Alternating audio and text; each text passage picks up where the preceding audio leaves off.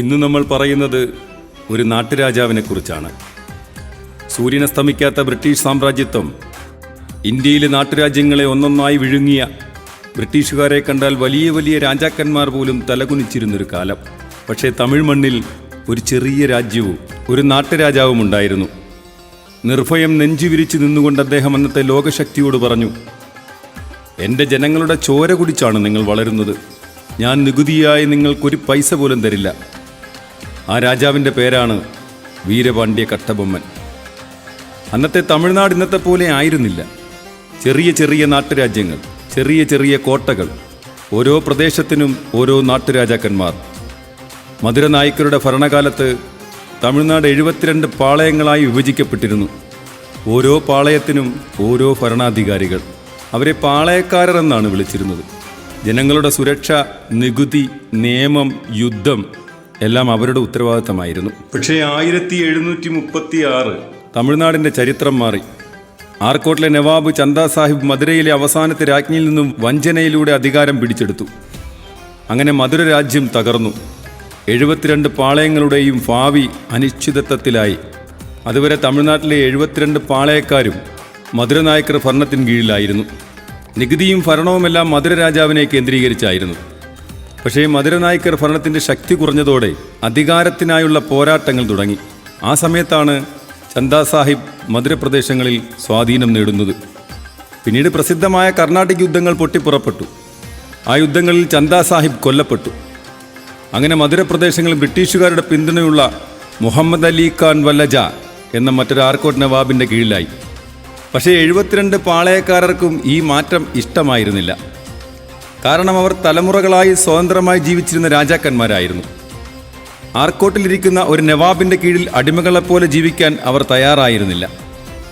ഇത് മനസ്സിലാക്കിയ നവാബ് തമിഴ്നാട്ടിലുടനീളം കോട്ടകൾ പണിയാൻ തുടങ്ങി.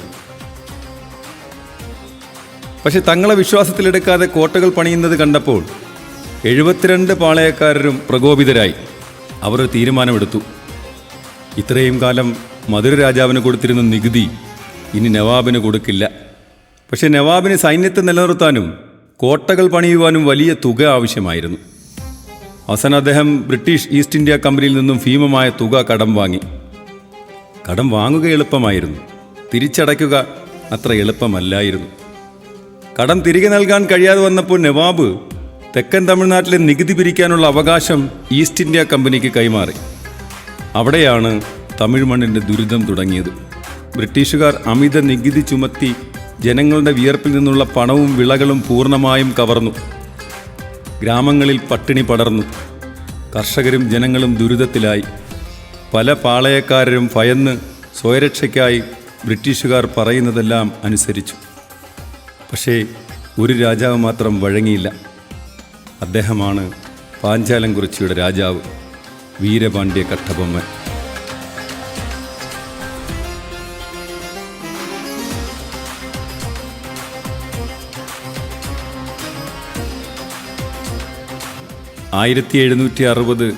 ജനുവരി 3 ഒരു പ്രഭാതം, തമിഴ്നാട്ടിലെ ഒരു ചെറിയ ഗ്രാമം പാഞ്ചാലംകുറിച്ചി. അവിടെയുള്ള രാജകുടുംബത്തിൽ ജഗവീരബൊമ്മനും അറുമുഖത്തമ്മാളിനും ഒരാൺകുഞ്ഞ് ജനിച്ചു. ആ കുഞ്ഞിനവർ ഭീമരാജ ജഗവീരപാണ്ഡ്യ സുബ്രഹ്മണ്യ കട്ടബൊമ്മൻ എന്ന് പേരിട്ടു. കാലക്രമേണ ജനങ്ങൾ അവനെ വീരപാണ്ഡ്യ കട്ടബൊമ്മൻ എന്ന് വിളിച്ചു. കാലം കടന്നുപോയി. കട്ടബൊമ്മൻ വളർന്നു. വാൾപ്പയറ്റും കുതിരസവാരിയും യുദ്ധതന്ത്രങ്ങളും പഠിച്ചു. കട്ടബൊമ്മൻ മറ്റുള്ളവരിൽ നിന്നും വ്യത്യസ്തനായിരുന്നു. അദ്ദേഹം ദിവസങ്ങളോളം വേഷം മാറി ഗ്രാമങ്ങളിലൂടെ നടന്നു. അവിടെ കണ്ട കാഴ്ചകൾ അദ്ദേഹത്തിൻ്റെ മനസ്സ് തകർത്തു. അമ്മമാർ കുഞ്ഞുങ്ങൾക്ക് കഞ്ഞിവെള്ളം കൊടുക്കുന്നു. വയോധികർ നികുതി അടയ്ക്കാൻ സ്വന്തം പശുക്കളെ വിൽക്കുന്നു. കർഷകർ വയലിലിരുന്ന് കരയുന്നു. കട്ടബൊമ്മനൊന്നും സഹിക്കാൻ കഴിയുന്നതായിരുന്നില്ല. വൈദേശിക ആധിപത്യത്തോടുള്ള അടങ്ങാത്ത പക അദ്ദേഹത്തിൽ വളർന്നുകൊണ്ടേയിരുന്നു. 30-ാം വയസ്സിൽ കട്ടബൊമ്മൻ രാജാവായി. സ്വാഭാവികമായും ഈസ്റ്റ് ഇന്ത്യ കമ്പനി അദ്ദേഹത്തോട് നികുതി ആവശ്യപ്പെട്ടു. എന്നാൽ കട്ടബൊമ്മൻ്റെ മറുപടി ഇങ്ങനെയായിരുന്നു: എൻ്റെ ജനങ്ങൾ പട്ടിണിയിലാണ്. അവരുടെ ചോരയും നീരുമാണ് നിങ്ങൾ നികുതിയായി ചോദിക്കുന്നത്. നിങ്ങൾക്ക് നികുതി തരാൻ ഞാൻ തയ്യാറല്ല.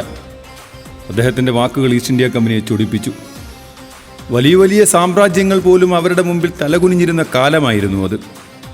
അപ്പോഴാണ് ചെറിയ നാട്ടുരാജ്യത്തിലെ രാജാവ് അവരെ വെല്ലുവിളിക്കുന്നത്. ബ്രിട്ടീഷുകാർ പലതവണ കട്ടബൊമ്മനെ ചർച്ചയ്ക്ക് വിളിച്ചു. അപ്പോഴൊക്കെ അദ്ദേഹം തൻ്റെ നിലപാടിൽ ഉറച്ചു നിന്നു. അവസാനം രമ്യതയിൽ പരിഹരിക്കാമെന്നറിയിച്ചുകൊണ്ട് രാമനാഥപുരത്തെ കൊട്ടാരത്തിലേക്ക് ക്ഷണം വന്നു. പക്ഷേ അതൊരു ചതിയായിരുന്നു. കൊട്ടാരത്തിനുള്ളിൽ ബ്രിട്ടീഷ് സൈന്യം രഹസ്യമായി ഒളിച്ചിരുന്നു. ചർച്ച നടക്കുന്നതിനിടെ പെട്ടെന്ന് കട്ടബൊമ്മനെ കീഴ്പ്പെടുത്തുന്നതിനായി ബ്രിട്ടീഷുകാർ ശ്രമിച്ചു. എന്നാൽ ധീരനായ കട്ടബൊമ്മൻ്റെ അഭ്യാസത്തിന് മുന്നിൽ അവർ പരാജയപ്പെട്ടു. കട്ടബൊമ്മൻ്റെ വെട്ടേറ്റ് ബ്രിട്ടീഷ് ഡെപ്യൂട്ടി കമാൻഡൻറ്റിൻ്റെ തല നിലത്ത് വീണു. കൊട്ടാരം യുദ്ധഭൂമിയായി. കട്ടബൊമ്മൻ അവിടെ നിന്നും രക്ഷപ്പെട്ടു. പക്ഷേ അദ്ദേഹത്തിൻ്റെ വിശ്വസ്തനായ മന്ത്രി താനാപതി പിള്ള ശത്രുക്കളുടെ കയ്യിൽ അകപ്പെട്ടു. കട്ടബൊമ്മൻ എവിടെയാണ് എന്ന് വീണ്ടും വീണ്ടും ചോദിച്ചുകൊണ്ട് ബ്രിട്ടീഷുകാർ താനാപതി പിള്ളയെ ക്രൂരമായി പീഡിപ്പിച്ചു. അദ്ദേഹം ഒന്നും പറഞ്ഞില്ല. അവസാനം അദ്ദേഹത്തെ കൊലപ്പെടുത്തി തലവെട്ടി മുളങ്കമ്പിൽ കുത്തി നിർത്തിയെന്നാണ് ചരിത്രം പറയുന്നത്. അതോടെ ബ്രിട്ടീഷുകാർ കളം മാറ്റി ചവിട്ടി. അവർ മറ്റു പാളയക്കാരെ കട്ടബൊമ്മനെതിരെ തിരിച്ചു. ചില രാജാക്കന്മാർ ബ്രിട്ടീഷുകാരോടൊപ്പം ചേർന്നു. അങ്ങനെ കട്ടബൊമ്മൻ ഒറ്റപ്പെട്ടു.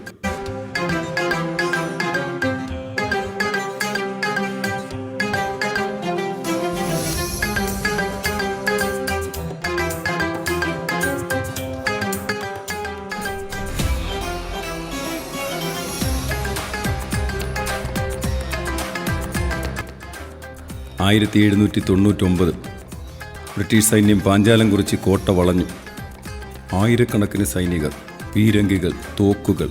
പക്ഷേ കോട്ടയ്ക്കുള്ളിൽ കട്ടബൊമ്മൻ ശാന്തനായിരുന്നു.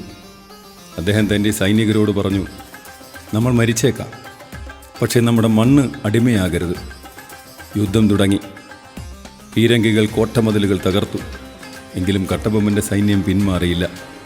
അവർ അവസാന ശ്വാസം വരെ പോരാടി. കോട്ട തകർന്നു. കട്ടബൊമ്മൻ രക്ഷപ്പെട്ടു.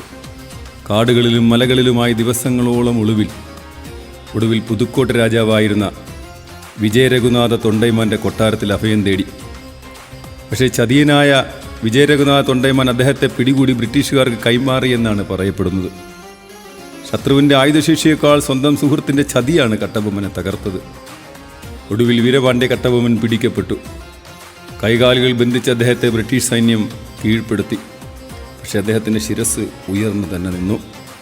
കട്ടബൊമ്മനെ ബ്രിട്ടീഷ് കോടതിയിൽ ഹാജരാക്കി. കോടതിക്കുള്ളിൽ നിശബ്ദത. ബ്രിട്ടീഷ് ഉദ്യോഗസ്ഥർ, ജഡ്ജി, സൈനികർ എല്ലാവരുടെയും കണ്ണുകൾ ഒരേ മനുഷ്യനിലേക്കായിരുന്നു, വീരപാണ്ഡ്യ കട്ടബൊമ്മൻ. അപ്പോൾ ജഡ്ജി കട്ടബൊമ്മനോട് പറഞ്ഞു എന്നാണ് പറയപ്പെടുന്നത്, മാപ്പ് പറഞ്ഞാൽ നിന്നെ വെറുതെ വിടാം. അത് കേട്ട നിമിഷം കട്ടബൊമ്മൻ്റെ കണ്ണുകളിൽ തീയാളി.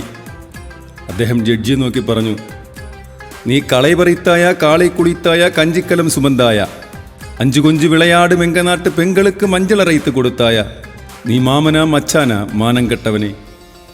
ആ കോടതി ഒരു നിമിഷം സ്തംഭിച്ചു പോയി. കാരണം അവിടെ നിന്നതൊരു തടവുകാരനല്ലായിരുന്നു, അടിമത്തത്തിന് മുന്നിൽ തലകുനിയാൻ വിസമ്മതിച്ച ഒരു രാജാവായിരുന്നു. 1799 ഒക്ടോബർ 16 കൈത്താർ. അവിടുത്തെ ജനങ്ങൾ കരഞ്ഞു, സ്ത്രീകൾ വിലപിച്ചു. കാരണം അവർക്കൊരു രാജാവിനെ മാത്രമല്ല നഷ്ടപ്പെടുന്നത്, സ്വാതന്ത്ര്യത്തിനായി ജീവിച്ചൊരു ധീരനെയായിരുന്നു. തൂക്കിലേറ്റാൻ പോകുമ്പോഴും കട്ടബൊമ്മൻ ഭയപ്പെട്ടില്ല. അദ്ദേഹം തൂക്കുകയറിനെ ചുംബിച്ചു എന്നാണ് ചരിത്രം പറയുന്നത്. അദ്ദേഹം മരിച്ചതിനു ശേഷം ബ്രിട്ടീഷുകാർ പാഞ്ചാലക്കുറിച്ചി കോട്ട തകർത്തു. ഒരു കല്ലുപോലും ബാക്കി വെച്ചില്ല. കാരണം ആ ധീരനായ രാജാവിൻ്റെ ഓർമ്മ പോലും ജനങ്ങളെ കലാപത്തിലേക്ക് നയിക്കുമോ എന്നവർ ഭയപ്പെട്ടു. പക്ഷെ കട്ടബൊമ്മൻ്റെ മരണം കൊണ്ട് ആ പോരാട്ടം അവസാനിച്ചില്ല. അദ്ദേഹത്തിൻ്റെ സഹോദരനായ ഊമത്തുറൈ വീണ്ടും ബ്രിട്ടീഷുകാർക്കെതിരെ പോരാടി. അണ്ണൻ്റെ രക്തം വീണ മണ്ണിൽ വീണ്ടും കലാപത്തിൻ്റെ തീ ഉയർന്നു. പക്ഷെ അവസാനം ബ്രിട്ടീഷുകാർ ആ പോരാട്ടവും ക്രൂരമായി അടിച്ചമർത്തി. 1857 മുമ്പേ സ്വാതന്ത്ര്യത്തിനു വേണ്ടി ജീവൻ നൽകിയ ധീരപുത്രൻ. ഒരു ദുർബലനെ ശക്തന് തൂക്കിലേറ്റാം. എന്നാൽ സ്വാതന്ത്ര്യത്തിനായി രൂപപ്പെട്ട ഒരാശയത്തെ ഒരിക്കലും തൂക്കിലേറ്റാൻ കഴിയില്ല. അതുകൊണ്ടാണ് ഇന്നും തമിഴ് മണ്ണ് അഭിമാനത്തോടെ ആ പേരുച്ചരിക്കുന്നത്, വീരപാണ്ഡ്യ കട്ടബൊമ്മൻ.